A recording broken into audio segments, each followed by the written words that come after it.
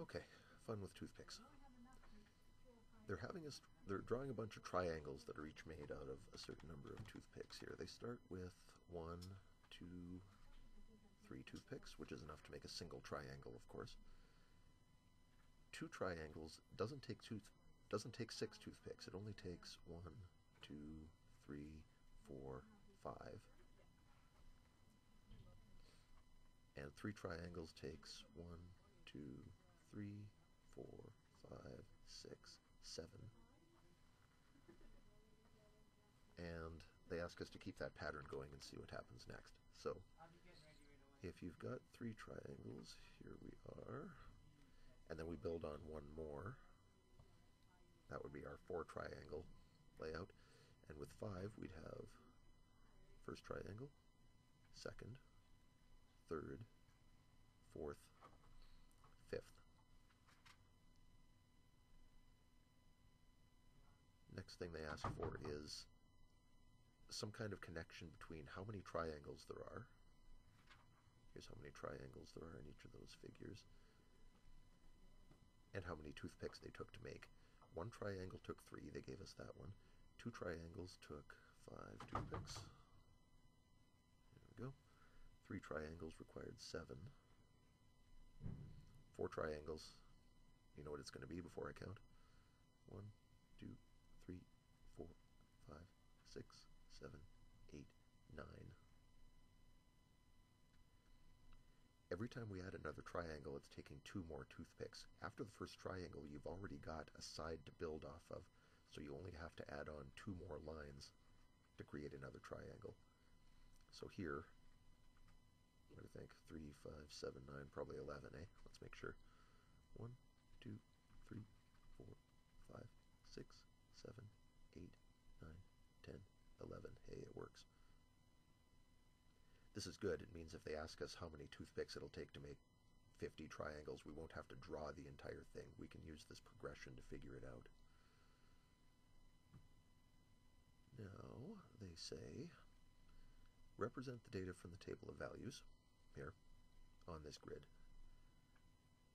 We have the number of triangles, T, which will go 1, 2, 3, 4. We took it up to 5. And the number of toothpicks. Can we get up to 11 here? 1, 2, 3, 4, 5, 6, 7, 8, 9, 10. Great, just barely. Okay, so our points are one triangle takes 3 toothpicks. Two triangles take 5 toothpicks. 3 triangles takes 7. 4 triangles takes 9. And 5 triangles take 11. Now, I should label my axis here. You'd get red ink if you turned in a graph like this, and rightly so. You should always have something on your axes so people know what they're reading. 8, 9, 10. Okay, there we go. So represent the data from the table of values on the grid. We did that. In a lot of cases, the next thing we would do is connect the dots. We would make a line like so. That is not an appropriate thing to do in this question. Why not? Any idea? If you draw a line like this,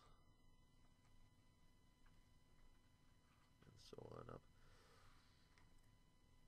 a continuous line like that suggests that you could read the line here or here or here or here, which would mean things like, if you want to make 1.5 triangles, you could do that with 4 toothpicks. And that makes no sense at all. You can't have half of a triangle. Triangles only make sense as integer amounts or natural number amounts. So here we should not have fractions, and that means we should not have lines connecting them. It's the same thing if you had, like, this is the number of children that you have, and this is how much daycare subsidy you get. You can have one child, you can have two, you cannot have numbers in between those. So this is a relation that only makes sense for whole number quantities. Describe in words the relationship between the toothpicks and the number of triangles. Can you come up with an English sentence that would explain that. I'd say something like the first triangle requires 3 toothpicks, and every triangle after that requires an additional 2. That could work. There's quite a few ways that you could articulate it, but something that has to do with, say, 3 toothpicks for the first one, and then 2 for each additional. That's not the only way to say it. I'll show you another one. So 3 for the first triangle plus 2 for each additional triangle would be reasonable enough. Here's another way. This is very efficient. You could start with a single line, and now for every triangle you want, remember how every triangle cost us 2 extra toothpicks? If you have this first toothpick that absolutely has to be there, then after that, 1, 2, 1, 2, 1, 2, 1, 2, 1, 2, 1, 2. You could say that it's 1 toothpick to start you off, that's mandatory, plus 2 per triangle. That's not quite as obvious, but it makes a very elegant equation, and I believe that's what they're going to ask us for next.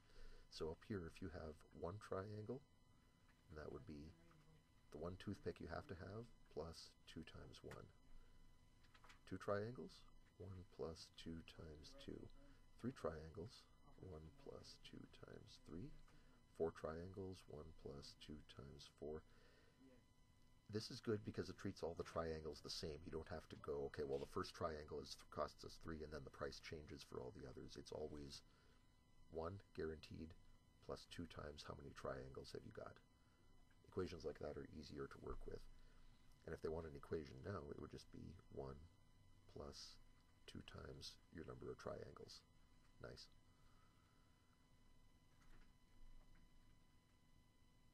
Now, last little bit. Now that we have an equation, if we have our number of toothpicks is 1 plus 2 times the number of triangles, they say try it out now. What if there were 27 triangles? How many toothpicks would we require? Our number of picks would be 1 plus 2 times, and they tell us there are 27 triangles. 1 plus 2 times 27 is 54. Equals, you'd need 55 toothpicks. You could draw that diagram with just a little bit of patience, and I'm confident you'll find that it would take 55 lines to do so. In H, they turn it around and say, okay, if you've got 83 toothpicks, how many triangles can you give us? So here's our expression, 1 plus 2t. Now they're telling us the number of picks is 83. Work backwards. How many triangles could we make from that? In other words, solve this for t. Well, you can subtract 1 from each side. There we are. Divide by 2. And you get the number of triangles is 41.